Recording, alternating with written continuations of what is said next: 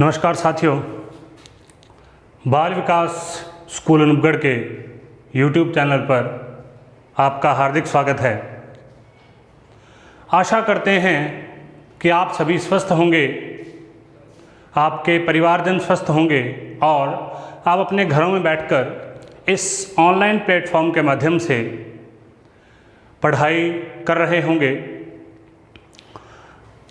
इससे पहले जो हमारा टॉपिक चल रहा था वो हैलोजन डेरिवेटिव, हैलोजन व्युत्पन्न, क्लास 12 लेसन 10 का टॉपिक हम कर रहे थे, जिसमें इससे पहले जो हमने लास्ट जो वीडियोस हैं उन सभी के अंदर हमने बात की थी what are halogen derivatives, halogen व्युत्पन्न क्या हैं, डेफिनेशन उनकी क्या है, उनका फार्मूला क्या है, उनका क्लासिफिकेशन मतलब वर्गीकरण किस प्रकार से किया जाता है, उनका नोमेनक्लेचर किस प्रकार से किया जाता है और इसके अलावा मेथड ऑफ फॉर्मेशन किस प्रकार से होते हैं, यहाँ निर्माण की विधियाँ कौन कौन सी हैं। निर्माण की विधियाँ हमने लास्ट जो वीडियो है उसके अंदर कंप्लीट की हैं, जिसमें 6 प्रकार के निर्माण विधियों के बारे में हमने पढ़ा है, जिसमें से कुछ ऐसी विधियाँ थी जो एक एल्किल हैलाइड को दूसरे एल्किल हैलाइड में परिवर्तित करने की विधियाँ थी। तो आज हम बात कर रहे हैं भौतिक गुणों की, फिजिकल प्रॉपर्टीज़ की, और ये भौतिक गुण किसके हैं? हैलोजन डेरिवेटिव के। जैसा कि आप सभी को ध्यान है कि हैलोजन डेरिवेटिव को सामान्य तौर पर हम प्रदर्शित करते हैं Rx से। हैलोजन डेरिवेटिव को सामान्य तौर पर हम प्रदर्शित करते हैं Rx से। यहाँ पर R कोई भी एल्किल समूह होता है, depend upon the number of carbons, and X यहाँ पर क्या होता है? कोई भी हैलोजन होता है। हमारे पास 4 हैलोजन मुख्यतः पाए जाते हैं, fluorine, chlorine, bromine and iodine, जिसमें से सबसे ज़्यादा जो पढ़ा जाता है या जिसके सबसे ज़्यादा कंपाउंड बनाए गए हैं क्लोरीन ब्रोमीन के हैं। आयोडीन के भी कुछ कम हैं और फ्लोरीन के बहुत कम पाए जाते हैं। हम इन सब के फिजिकल प्रॉपर्टीज़ के बारे में बात करेंगे, इन सब के भौतिक गुणों के बारे में बात करेंगे कि इनकी फिजिकल प्रॉपर्टीज़ हैं क्या। सबसे पहले आप सभी को एक चीज़ क्लियर कर दी जाए कि फिजिकल प्रॉपर्टीज़ होती क्या हैं। अगर हम किसी चीज़ की फिजिकल प्रॉपर्टी या भौतिक गुण के बारे में बात करें तो वो क्या होगा, क्या उसका भौतिक गुण किस प्रकार से होता है, उसको हम देखते हैं। साधारणतः जिस चीज़ को हम देख सकें उसे हम भौतिक चीज़ कहते हैं। जैसे किसी पदार्थ की अवस्था क्या है, अर्थात वह ठोस है, द्रव है, गैस है, BEC है या प्लाज्मा है, जिसमें से ठोस, द्रव, गैस सामान्य रूप से पाई जाती है। BEC और प्लाज्मा प्रयोगशाला की अवस्था है। इसके अलावा पहली बात अवस्था, दूसरी बात उसका कलर कौन सा होता है, तीसरी बात उसकी गंध कैसी होती है, चौथी बात उसका क्वथनांक, गलनांक वगैरह क्या है। ये सभी चीज़ें भौतिक जो प्रॉपर्टीज़ कहलाती हैं, भौतिक गुण कहलाती हैं। अर्थात ऐसी सब चीज़ें जो कि भौतिक बलों द्वारा नियंत्रित की जाती हैं, जिन पर भौतिक बल कार्य करते हैं, उन्हें हम क्या कहते हैं? उन्हें हम कहते हैं भौतिक गुण। और सबसे बढ़िया जो फिजिकल फोर्स है, भौतिक जो बल है, वो है वांडरवाल फोर्सेस, वांडरवाल बल, जिसके अंदर बहुत सारे जो फोर्सेस हैं उनके बारे में हम पढ़ते हैं। एक दो के नाम मैं आपको बता देता हूँ। Dipole force, London force, Keesom force, dipole, induced dipole force, जिसको हम बोलते हैं द्विध्रुव प्रेरित द्विध्रुव बल। ये सारे के सारे जो फोर्सेस होते हैं ये वांडरवाल फोर्सेस ही कहलाते हैं। इसके अलावा दूसरी चीज जो भौतिक गुणों को प्रभावित करती है उसे हम कहते हैं हाइड्रोजन बॉन्डिंग, हाइड्रोजन बंध। हाइड्रोजन बंध सामान्यतः पदार्थों की विलयता और उनकी अवस्था को प्रभावित करता है, लेकिन हाइड्रोजन बंध के लिए आवश्यक स्थिति ये है कि हाइड्रोजन होना आवश्यक है। हाइड्रोजन होगा जब भी हाइड्रोजन किन्हीं दो विद्युत ऋणी, इलेक्ट्रोनेगेटिव जो तत्व हैं उनके बीच में आ जाता है तो वहाँ पर हाइड्रोजन बॉन्ड का फॉर्मेशन होता है। तो हर जगह पर हाइड्रोजन बॉन्ड उत्तरदायी नहीं होता भौतिक गुणों के लिए, लेकिन हम ये कह सकते हैं कि हर जगह पर वांडरवाल फोर्सेज उत्तरदायी होते हैं प्रत्येक पदार्थ के भौतिक गुणों के लिए। केमिकल प्रॉपर्टीज रिएक्शंस से किसी चीज़ को चेंज कर देना केमिकल प्रॉपर्टीज़ कहलाती हैं, उसके बारे में भी हम बात करेंगे। लेकिन उससे पहले भौतिक गुण अर्थात जो भौतिक बलों के द्वारा नियंत्रित होते हों उन्हें हम क्या कहते हैं, भौतिक गुण कहते हैं। और सबसे मुख्य भौतिक बल कौन सा है, वैन डर वाल्स फोर्सेज, जिसके अंदर कई प्रकार के बल और उसके अंदर वर्गीकृत किए जाते हैं। और उसके बाद दूसरा मुख्य है हाइड्रोजन, जो कि केवल उन्हीं में पाया जाता है जिनमें हाइड्रोजन बॉन्ड उपस्थित हो। तो अब हम बात करते हैं हैलोजन डेरिवेटिव के या जो हैलोजन व्युत्पन्न है उसके भौतिक गुणों के बारे में। सबसे पहला भौतिक गुण, जैसा कि मैंने आपको बताया, सबसे पहला भौतिक गुण होता है किसी भी पदार्थ की अवस्था का, अर्थात उसकी अवस्था कौन सी होगी, उसका कलर कौन सा होगा। तो सबसे पहले हम बात करते हैं अवस्था के बारे में। तो ध्यान दीजिए CH3Cl, CH3Br एंड CH3F, तीनों, चाहे वो CH3Cl हो, चाहे वो CH3Br हो और चाहे वो CH3F हो, ये सभी के सभी कौन सी अवस्था में पाए जाते हैं, गैसियस अवस्था में पाए जाते हैं, गैस होते हैं। इसके अलावा CH3I व अन्य उच्चतर हैलोजन डेरिवेटिव, मतलब हायर हैलोजन डेरिवेटिव्स जो हैं वो क्या हो सकते हैं, वो लिक्विड भी हो सकते हैं या सॉलिड भी हो सकते हैं। अर्थात सबसे पहले भौतिक अवस्था, क्लोरोमेथेन, ब्रोमोमेथेन और फ्लोरोमेथेन जो तीनों हैं ये गैसेस फॉर्म में पाए जाएंगे और ये जो हैं ये किस फॉर्म में पाए जाएंगे, लिक्विड या सॉलिड फॉर्म में पाए जाएंगे। इसका भी रीजन होता है van der Waals forces, van der Waals forces WWF। जैसे पहले WWE को WWF कहा जाता था, उसी तरीके से वैन डर वाल्स फोर्सेज इस प्रकार का एक फोर्स है जो कि इन सब चीज़ों को जोड़ के रखने का काम करता है। तो सबसे पहले हमने बात की इसकी भौतिक अवस्था के बारे में। दूसरा हम बात कर लेते हैं इनके कलर के बारे में। जो हैलोजन डेरिवेटिव होते हैं ये क्या होते हैं, जनरली सामान्यतः ये क्या होते हैं, रंगहीन होते हैं, कलरलेस होते हैं। जो भी हैलोजन डेरिवेटिव हैं ये सामान्यतः क्या होते हैं, रंगहीन या कलरलेस होते हैं। लेकिन सनलाइट में, सनलाइट मतलब सूर्य के प्रकाश की उपस्थिति में जो CH3Cl है और CH3Br है ये कैसे हो जाते हैं, ये हो जाते हैं पीले रंग के, पीले रंग के। ये भी इनका एक जो भी कलर वगैरह आते हैं इलेक्ट्रॉन्स के कारण आते हैं, हम फर्स्ट लेसन के अंदर इसको पढ़ेंगे। एफ के अंदर वगैरह बहुत सारी चीज़ें इसके अंदर पाई जाती हैं जिसकी वजह से कलर चेंज होता है। तो हम बात कर रहे थे सबसे पहले भौतिक अवस्था के बारे में। CH3Cl, CH3Br, CH3F gases stage में रहेंगे, CH3I और दूसरे जो हायर एल्किल हैलाइड्स हैं वो लिक्विड या सॉलिड में रहेंगे और इसका कारण होता है वैन डर वाल्स फोर्सेज या वैन डर वाल्स बल। और दूसरा क्या है, जो अल्काइल हैलाइड हैं सामान्यतः रंगहीन होते हैं लेकिन सूर्य के प्रकाश की उपस्थिति में CH3Cl और CH3Br क्या हो जाते हैं, पीले रंग के हो जाते हैं। इसके बाद नेक्स्ट देखिए, तीसरी चीज हम बात करते हैं विलयता के बारे में। तीसरी चीज हम बात करते हैं सॉलिबिलिटी के बारे में। विलयता का मतलब होता है किसी भी पदार्थ के घुलने की क्षमता, किसी विलायक में पदार्थ के घुलने की क्षमता। सामान्यतः जब हम बात करते हैं ऑर्गेनिक केमिस्ट्री में तो हम कहते हैं कि पदार्थ दो प्रकार के होते हैं। एक ऐसे पदार्थ जो कार्बनिक विलायकों में सॉल्युबल होते हैं, मतलब कार्बनिक विलायकों में घुलनशील होते हैं, उन्हें हम अलग कैटेगरी में रखते हैं। और कुछ ऐसे होते हैं जो कि केवल अकार्बनिक विलायकों में घुलनशील होते हैं, उन्हें हम अलग कैटेगरी में रखते हैं। तो जब हम बात करेंगे एल्किल हैलाइड की, तो एल्किल हैलाइड जल में अघुलनशील होंगे। जल एक प्रकार का अकार्बनिक विलायक है, एक प्रकार का इनऑर्गेनिक सॉल्वेंट है, जबकि जो अन्य चीज़ें हैं जैसे ईथर हो गया, बेंजीन हो गया, एथेनॉल हो गया, एसीटोन हो गया, ये सारे के सारे किस प्रकार के हैं, ये सारे के सारे ऑर्गेनिक सॉल्वेंट हैं, कार्बनिक हैं। तो जब हम बात करेंगे थर्ड विलयता के बारे में, तो एल्किल हैलाइड जो होंगे ये क्या होंगे, ये होंगे कार्बनिक विलायकों में, कार्बनिक विलायकों में घुलनशील,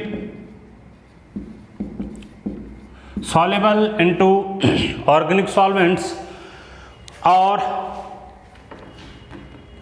जल में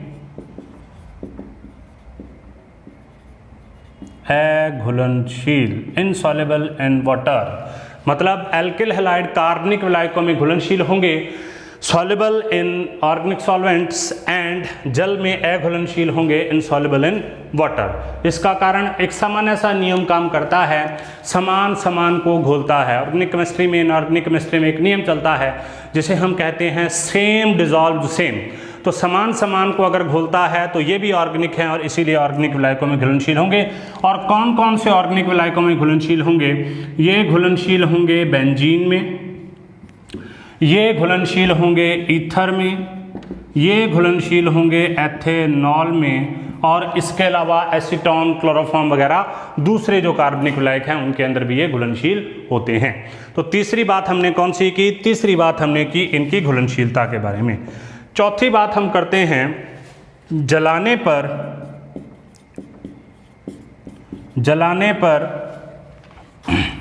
हरी ज्वाला के साथ जलते हैं, हरी ज्वाला के साथ जलते हैं। Burns with green flame, green flame.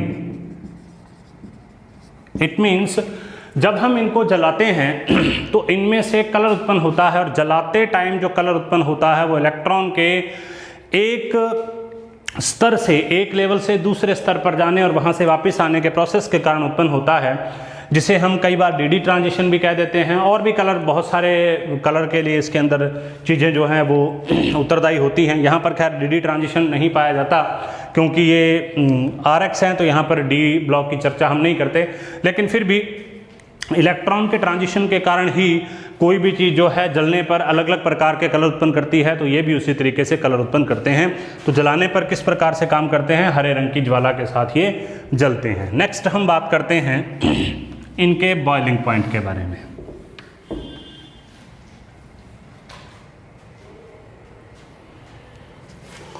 Next हम बात करते हैं फिफ्थ, इनके बॉइलिंग पॉइंट के बारे में। बॉइलिंग पॉइंट को कहा जाता है क्वथनांक, और सामान्यतः इसको डिग्री सेल्सियस के अंदर हम जो है वो प्रदर्शित करते हैं। केल्विन में भी प्रदर्शित किया जा सकता है, डिग्री सेल्सियस में भी प्रदर्शित किया जा सकता है। अब हम बात करेंगे कि बॉइलिंग पॉइंट या क्वथनांक होता क्या है। देखिए, किसी भी द्रव का वह ताप जिस पर वह उबलना प्रारंभ करता है, किसी भी द्रव का वह ताप, किसी भी लिक्विड का वह टेम्परेचर जिस पर वह उबलना प्रारंभ करता है, उसे हम क्या कहते हैं? उसे हम कहते हैं क्वथनांक। एक चीज आपको हमेशा याद रखनी है कि बॉइलिंग पॉइंट जो होता है directly proportional to molecular weight, और बॉइलिंग पॉइंट जो होता है ये होता है रिवर्सली प्रोपोर्शनल, मतलब व्युत्क्रमानुपाती। एक ये होता है समानुपाती, ये बढ़ेगा तो ये भी बढ़ेगा, ये बढ़ेगा तो ये भी बढ़ेगा। एक होता है व्युत्क्रमानुपाती जिसको रिवर्सली, इन्वर्सली प्रोपोर्शनल इस तरीके से कहा जाता है। तो बॉइलिंग पॉइंट जो होता है इन्वर्सली प्रोपोर्शनल होता है मॉलिक्यूलर ब्रांचिंग के, ब्रांचिंग, जिसको हम क्या कहते हैं? जिसको हम कहते हैं शाखन। इसको हम समझते हैं किस प्रकार से होगा। देखिए, अगर हम बात करें मॉलिक्यूलर वेट में होता क्या है, देखिए जैसे जैसे मॉलिक्यूलर वेट बढ़ता है, मॉलिक्यूलर वेट बढ़ने के साथ साथ वान डेर वाल फोर्सेज भी बढ़ते हैं। मॉलिक्यूलर वेट बढ़ने के साथ साथ वान डेर वाल फोर्सेज भी बढ़ते हैं। इसलिए जब वान डेर वाल फोर्सेस बढ़ेंगे तो उस कंडीशन में बॉइलिंग पॉइंट भी क्या होगा? इंक्रीज होगा। पहला रीजन तो ये है। दूसरा रीजन ये है कि जो अल्काइल हैलाइड होते हैं, सभी के सभी अल्काइल हैलाइड पोलर नेचर के होते हैं, ध्रुवीय प्रकृति के होते हैं। ध्रुवीय प्रकृति के होने के कारण जितने भी अल्काइल हैलाइड हैं, इनके जो बॉइलिंग पॉइंट हैं, इनके बराबर के हाइड्रोकार्बन से ज़्यादा होते हैं। अब पोलर नेचर क्या है उसको हम ऑलरेडी बात कर चुके हैं। जैसे फॉर एग्जांपल हमारे पास ये कंपाउंड है CH3Cl। CH3Cl के बारे में जब हम बात करें तो इसके ऊपर ये क्या है? हाईली इलेक्ट्रोनेगेटिव है, मतलब बहुत ज़्यादा विद्युत ऋणात्मक प्रकार का तत्व होता है। अतः ये इलेक्ट्रॉन को इस तरफ खींचेगा तो इसके ऊपर क्या आ जाएगा? Slightly negative charge. और इसके ऊपर क्या आ जाएगा? स्लाइटली पॉजिटिव चार्ज, जिसको हम क्या कहते हैं? आंशिक धनावेश तथा आंशिक ऋणावेश। इस प्रकार से पूरा का पूरा क्या बन जाएगा, पूरा का पूरा बन जाएगा पोलर कंपाउंड। पूरा का पूरा क्या बन जाएगा, पोलर कंपाउंड। अब पोलर कंपाउंड जब ये बन जाएगा, इसी प्रकार का एक दूसरा होगा CH3Cl, तो इसके ऊपर भी क्या आ जाएगा, पॉजिटिव, और इसके ऊपर भी क्या आ जाएगा, नेगेटिव। तो इनके बीच में पॉजिटिव नेगेटिव अट्रैक्शन के कारण क्या हो जाएगा, बॉन्ड जो पाया जाएगा वो ज़्यादा मजबूत हो जाएगा। मतलब हम उसको कह सकते हैं कि जो बॉन्ड इसके बीच में पाया जाएगा वो क्या हो जाएगा, ज़्यादा स्ट्रांग हो जाएगा। तो जैसे ही ये ज़्यादा स्ट्रांग हो गया तो दोनों CH3Cl एक दूसरे के पास में आ गए। पहली चीज़ तो पोलैरिटी काम कर रही है, दूसरी चीज़ वैन डर वाल्स फोर्सेज भी काम कर रहे हैं। तो दोनों के काम करने के कारण क्या होता है, दोनों जो अल्काइल हैलाइड के दो जो मॉलिक्यूल हैं वो एक दूसरे से जुड़ जाते हैं और एक दूसरे के पास पास आते हैं। जब वो एक दूसरे के पास पास आएंगे तो उनको दूर हटाने के लिए, मतलब लिक्विड से गैस में बदलने के लिए, बॉइलिंग पॉइंट क्या होता है, जिस टेम्परेचर पर लिक्विड उबलता है, मतलब गैस में बदलना स्टार्ट होता है। तो गैस में बदलने के लिए हमको क्या करना पड़ेगा, ज़्यादा टेम्परेचर, ज़्यादा एनर्जी देनी पड़ेगी। इस वजह से इसका बॉइलिंग पॉइंट क्या हो जाता है, ज़्यादा। दो रीजन, पहला रीजन पोलर नेचर, दूसरा रीजन मॉलिक्यूलर वेट जैसे जैसे बढ़ता है वैसे वैसे इनके वैन डर वाल्स फोर्सेज बढ़ते हैं और वैन डर वाल्स फोर्सेज बढ़ने के साथ साथ इनका बॉइलिंग पॉइंट भी बढ़ता है। अब हम इसका एक एग्जांपल लेते हैं, बहुत बार आया हुआ क्वेश्चन है और ये क्वेश्चन जो है कंपटीशन लेवल के अंदर भी आता है। देखिए हमारे पास ये हैं, मान लीजिए CH3F, CH3Cl, उसके अलावा CH3Br और उसके अलावा CH3I। अब आपको यहाँ पर कुछ नहीं दे रखा, क्या इनका मॉलिक्यूलर वेट है, क्या इनका बॉइलिंग पॉइंट है। तो इसके आधार पर हमें अगर इनको बॉइलिंग पॉइंट के बढ़ते क्रम में increasing order of boiling point में अगर हम इनको सेट करना चाहें तो हम किस तरीके से करेंगे, ये सबसे कम, उसके बाद ये, उसके बाद ये और उसके बाद ये। कैसे, क्योंकि इन सभी में CH3 कॉमन है, इन सभी में क्या कॉमन है, CH3 कॉमन है, जबकि हैलोजन अलग अलग हैं, ये हैलोजन अलग, ये हैलोजन अलग, ये हैलोजन अलग और ये हैलोजन अलग। अब हम ये जानते हैं, अगर आपको कुछ भी याद ना रहे, वैसे तो मैं इसके मॉलिक्यूलर वेट और जो इसके बॉइलिंग पॉइंट है उसको यहाँ पर मेंशन करूँगा, लेकिन आपको कुछ भी याद ना रहे तो एक चीज़ आपको याद रखनी है कि इसका, इसका, इसका और इसका, इन सभी का वेट तो बराबर होगा। अब वेट में फ़र्क किसके है, इसके, इसके, इसके और इसके। तो देखो जब हम पीरियोडिक टेबल पढ़ते हैं तो ऐसे लिखते हैं FCl-Br-I, और पीरियोडिक टेबल का एक सीधा सा रूल है, ऊपर से नीचे जाने पर परमाणु भार में वृद्धि होती है, एटॉमिक मास में इंक्रीज होता है, एटॉमिक मास बढ़ता है। तो इसका मतलब इससे ये ज़्यादा, इससे ये ज़्यादा, इससे ये ज़्यादा। तो इसका मतलब सबसे कम किसका मॉलिक्यूलर वेट, इसका, उसके बाद CH3Cl, उसके बाद CH3Br और उसके बाद CH3I।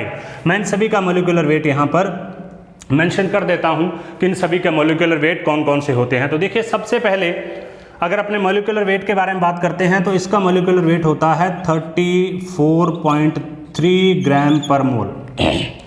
उसके बाद में अगर हम इसके मॉलिक्यूलर वेट के बारे में बात करते हैं तो वो होता है 50.49 ग्राम पर मोल। इसका मॉलिक्यूलर वेट होता है 94.94 ग्राम पर मोल और इसका मॉलिक्यूलर वेट होता है 141 ग्राम पर मोल, ऑलमोस्ट इसके बराबर होता है। अब ये है इनका मॉलिक्यूलर वेट, क्या है, मॉलिक्यूलर वेट बढ़ रहा है, यहाँ से इसका ज़्यादा, इससे इसका ज़्यादा और सबसे ज़्यादा 141 का। अब हम इनके बात करते हैं बॉइलिंग पॉइंट्स की। तो जैसे जैसे मॉलिक्यूलर वेट बढ़ेगा वैसे वैसे इनके जो बॉइलिंग पॉइंट्स हैं वो भी बढ़ेंगे। तो उसको देखिए एक बार मैं थोड़ा सा इसको ऊपर लिख देता हूँ कि क्या क्या इनके बॉइलिंग पॉइंट मॉलिक्यूलर वेट होंगे और क्या क्या इनके बॉइलिंग पॉइंट होंगे। देखिए एक बार मैं वापस इनको मेंशन कर रहा हूँ। देखिए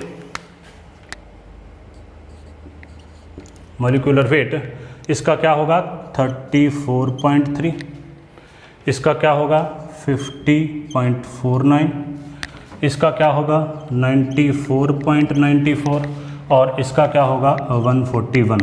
ये सारे के सारे किस में हैं, ग्राम पर मोल में। अब नेक्स्ट हम बात करते हैं इनके जो बॉइलिंग पॉइंट्स हैं उनके बारे में, तो देखिए क्या होगा। सबसे पहले इसका बॉइलिंग पॉइंट होगा -78.6 डिग्री सेल्सियस, सबसे कम -78.6 डिग्री सेल्सियस। नेक्स्ट जो है उसका जो बॉइलिंग पॉइंट होगा वो होगा -24.2 डिग्री सेल्सियस। नेक्स्ट का होगा 3.56 डिग्री सेल्सियस, और जो उससे नेक्स्ट है इसका जो बॉइलिंग पॉइंट होगा वो होगा 42 डिग्री सेल्सियस। तो देखिए यहाँ पर सबसे, इनको याद नहीं रखना आपको, ना इनके मॉलिक्यूलर वेट को याद रखना है और ना इनके बॉइलिंग पॉइंट को याद रखना है। सिर्फ आपको ये याद रखना है कि जैसे जैसे मॉलिक्यूलर वेट बढ़ता है वैसे वैसे बॉइलिंग पॉइंट बढ़ता है, इसीलिए मैं इसको यहाँ पर मेंशन कर रहा हूँ।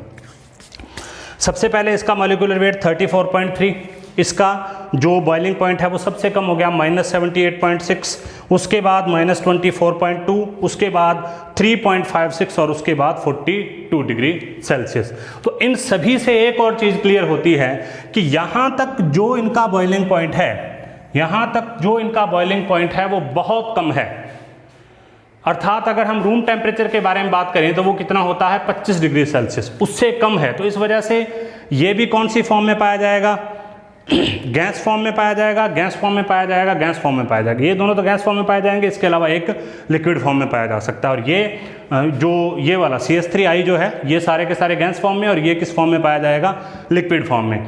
और यहाँ सॉलिड हो सकता है क्योंकि इसका जो मॉलिक्यूलर वेट है वो क्या हो जाएगा, जो इसका बॉइलिंग पॉइंट है वो क्या हो जाएगा 42 डिग्री सेल्सियस। नेक्स्ट हम बात करते हैं, ये तो होगी इसके मॉलिक्यूलर वेट के बारे में। अब हम बात करते हैं ब्रांचिंग के बारे में कि ब्रांचिंग का इफेक्ट किस तरीके से पड़ता है और ब्रांचिंग का इफेक्ट क्यों पड़ता है उसको देखिए। अब यहाँ पर देखिए, मैं इसको यहाँ पर मेंशन कर देता हूँ। नेक्स्ट चीज़ क्या होगी, नेक्स्ट चीज़ होगी कि जो बॉइलिंग पॉइंट है, बॉइलिंग पॉइंट क्या है, रिवर्सली प्रोपोर्शनल है किसके, शाखन के, मतलब ब्रांचिंग के। मतलब ब्रांच होगी तो उसका जो बॉइलिंग पॉइंट है वो कम हो जाएगा। एग्जांपल देखिए, हमारे पास क्या है, हमारे पास एक कंपाउंड है ये CH3 CH2 CH2 CH2 Cl। इसी को हम इस तरीके से लिख सकते हैं CH3 CH2 Cl। और इसी को हम एक और तरीके से लिख सकते हैं, एक ये और एक हम इसको यहाँ पर लिख देंगे, क्या होगा CH3 Cl। इसमें भी 4 कार्बन, बाकी हाइड्रोजन क्लोरीन सब में बराबर है जो कार्बन और क्लोरीन की संख्या है। तो इसका मतलब मॉलिक्यूलर वेट सबका क्या होगा, इन सभी का मॉलिक्यूलर वेट क्या होगा, सेम होगा। लेकिन जो अगर मैं इनको नंबरिंग दूं, ये 1 नंबर है, ये 2 नंबर है और ये 3 नंबर है, तो इनका जो बॉइलिंग पॉइंट होगा, बॉइलिंग पॉइंट किस तरीके से होगा, 1 नंबर का सबसे ज़्यादा, 2 नंबर का उससे कम और 3 नंबर का उससे कम। उसका रीज़न क्या है, ये क्या है, N ब्यूटिल क्लोराइड है, N ब्यूटिल क्लोराइड, ठीक है। ये क्या है, आइसोब्यूटिल क्लोराइड है, और ये क्या है, तृतीयक ब्यूटिल क्लोराइड है, टर्शियरी ब्यूटिल क्लोराइड है। यहाँ पर कोई ब्रांच नहीं है, एकदम सीधा। यहाँ पर 1 ब्रांच है और यहाँ पर 2 ब्रांच है, ठीक है। तो इसका मतलब जैसे जैसे ब्रांच बढ़ती जाती है, मॉलिक्यूलर वेट इनका सभी का सेम है, लेकिन जैसे जैसे ब्रांच बढ़ती जाती है वैसे वैसे इनका जो बॉइलिंग पॉइंट है वो कम होता जाता है। उसका रीज़न है इनके सरफेस एरिया का कम होना। अब देखिए, ये इतने एरिया में फैला हुआ है, इसका सरफेस एरिया, पृष्ठीय क्षेत्रफल इतना ज़्यादा है। और पृष्ठीय क्षेत्रफल क्या होता है, लंबाई गुणा चौड़ाई। हमेशा क्षेत्रफल का यही एक एरिया जो होता है उसको इसी से प्रदर्शित करते हैं। तो इसका एरिया इतना है, इसका एरिया इतना है और इसका एरिया बिल्कुल इतना है। तो इसका मतलब जैसे जैसे ब्रांचिंग होगी वैसे वैसे इनका पृष्ठीय क्षेत्रफल या सरफेस एरिया कम होता जाएगा।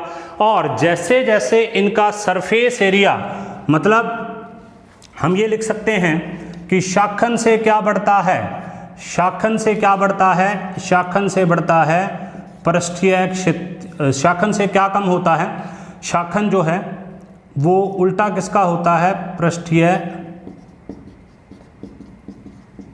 क्षेत्रफल का, मतलब जैसे जैसे शाखन बढ़ेगा वैसे वैसे पृष्ठीय क्षेत्रफल कम होगा, सरफेस एरिया, और उससे क्या हो जाएगा, उससे क्या हो जाएगा, जो हमारा वांडरवाल फोर्सेज है, वांडरवाल फोर्सेज क्या हो जाएगा, कम, और उससे बॉइलिंग पॉइंट क्या हो जाएगा, कम। तो इसका मतलब जैसे जैसे ब्रांचिंग होगी, जैसे जैसे शाखन होगा, वैसे वैसे पृष्ठीय क्षेत्रफल कम होगा, सरफेस एरिया कम होगा। सरफेस एरिया कम होने से, जितना कम सरफेस एरिया होगा उतना ही वांडरवाल फोर्सेस कम होगा, और जितना वांडरवाल फोर्सेस कम होगा उतना ही बॉइलिंग पॉइंट कम होगा। इसीलिए कहा जाता है कि मॉलिक्यूलर वेट बढ़ने के साथ साथ बॉइलिंग पॉइंट बढ़ता है, और शाखाएं बढ़ने के साथ साथ बॉइलिंग पॉइंट कम होता है। तो इसके ये सारे के सारे फिजिकल करैक्टर्स थे। अब एक छोटा सा हम इसका केमिकल करैक्टर भी करते हैं यहाँ पर, जो इसकी सक्रियता को प्रदर्शित करता है। वो क्या है, देखिए, वो है आयोडोमेथेन के लिए अगर हम किसी एल्किल हैलाइड के बारे में बात करें तो सबसे ज़्यादा जो क्रियाशील होगा, क्रियाशीलता को बोलते हैं रिएक्टिविटी। तो रिएक्टिविटी में जब हम बात करते हैं तो क्या होता है, सबसे ज़्यादा क्रियाशील कौन से होते हैं, एल्किल आयोडाइड। एल्किल आयोडाइड मतलब Ri जो हैं ये सर्वाधिक क्रियाशील होते हैं, और ये इतने अधिक क्रियाशील होते हैं कि अगर हमारे पास Ri हो तो ये सूर्य के प्रकाश में, मतलब सनलाइट में टूटते हैं या गर्म करने पर टूटते हैं, और क्या बना देते हैं, एल्केन और आयोडीन का फॉर्मेशन कर देते हैं। तो इसका मतलब जब हम एल्किल हैलाइड के बारे में बात करते हैं तो उनमें सबसे ज़्यादा क्रियाशील, यहाँ पर कोई मैं अभी इनके केमिकल प्रॉपर्टीज नहीं करवा रहा, मैं यहाँ पर केवल आपको बता रहा हूँ कि इनके अंदर क्रियाशीलता किसकी सबसे ज़्यादा है। तो एल्किल आयोडाइड जो होते हैं सबसे ज़्यादा क्रियाशील होते हैं, सनलाइट पड़ने पर ही आगे किस में टूट जाते हैं, एल्केन में टूट जाते हैं और आयोडीन को निकाल देते हैं। अब इसके बाद नेक्स्ट जो हम करेंगे वो होंगे इसके केमिकल प्रॉपर्टीज़। केमिकल प्रॉपर्टीज जो हैं वो अभी हम एक बार मैं उसके जस्ट यहाँ पर नाम लिखता हूँ, जिनमें से कुछ चीज़ें आपको करवाई जा चुकी हैं वो मैं आपको यहाँ पर बता देता हूँ, और जो बाकी नेक्स्ट वीडियो जो आएगी उसके अंदर इन सभी के बारे में हम बात करेंगे। तो हम टॉपिक क्या कर रहे हैं, हम कर रहे हैं रासायनिक गुण, जिसको क्या बोलते हैं, केमिकल प्रॉपर्टीज।